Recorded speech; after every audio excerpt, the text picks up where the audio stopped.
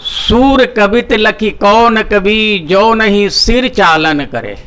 अर्थात सूरदास जी की कविता को सुन करके कौन ऐसा कवि है जो आनंद में झूम न उठे।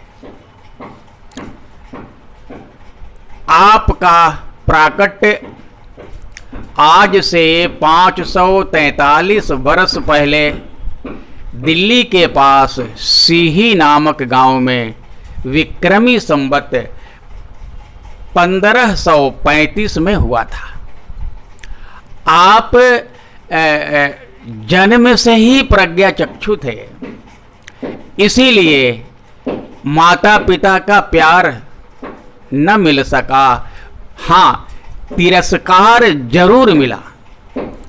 इसे सूरदास जी अपने पदों में ही लिखते हैं, स्वार्थ मीत सकल जग माहे।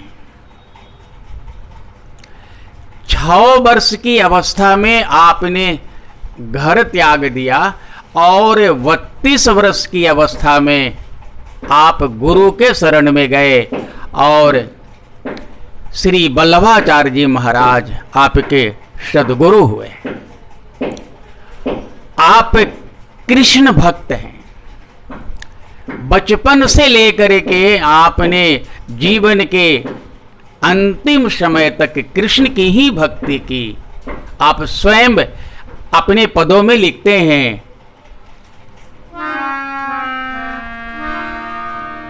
नंद नंदन है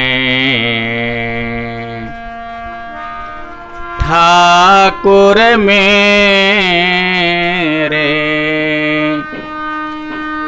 और जगत सब फीको रे। नंद नंदन है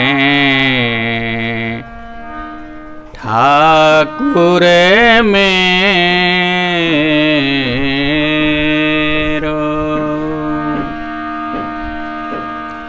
आप जन्म सिद्ध भक्त और कवि दोनों हैं।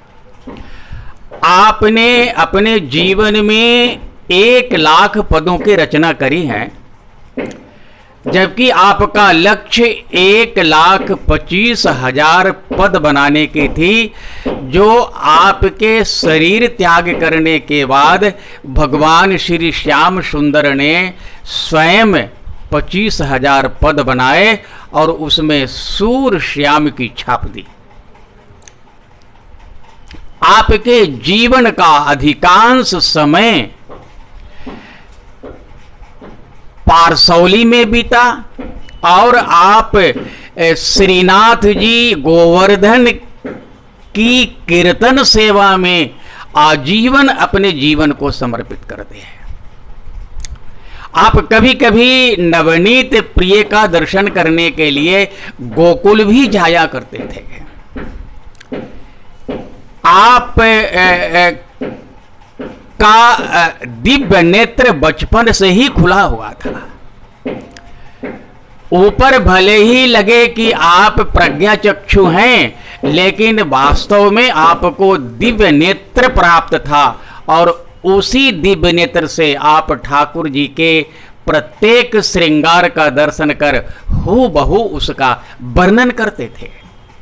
एक बार लोगों ने आपकी परीक्षा लेने के लिए ठाकुर जी के श्रृंगार के नाम पर ठाकुर जी को केवल मोतियों की माला पहरा दी।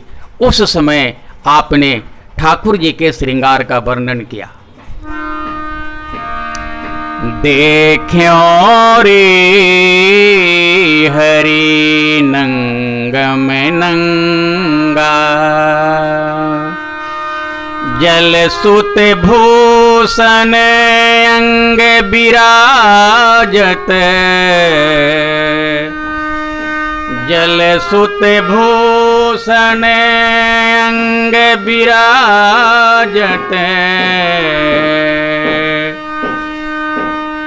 छवि लखी हिये उठत तरंगा देखे ओरी हरि नंगम नंगा। आपकी भक्ति पर रीझ कर जुगल सरकार ने आपको दर्शन दिया।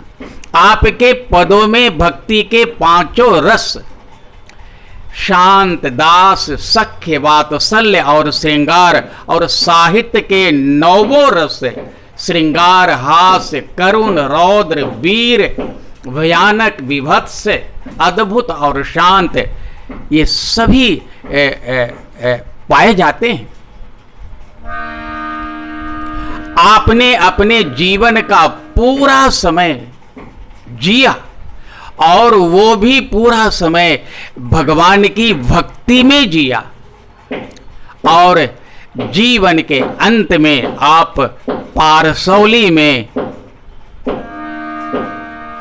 यह लीला को समाप्त कर भगवान के परम धाम गोलोक में गए।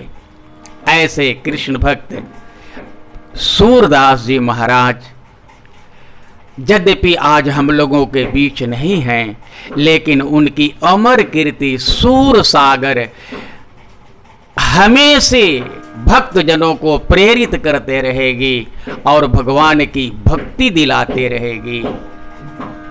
धन्य है सूरदास जी। सूरदास जी के चरणों में कोटि कोटि वंदन। नारायण। यदि आपको ये सूरदास जी की संक्षिप्त सी कथा अच्छी लगी तो कृपया you may like, share and subscribe. Thank you.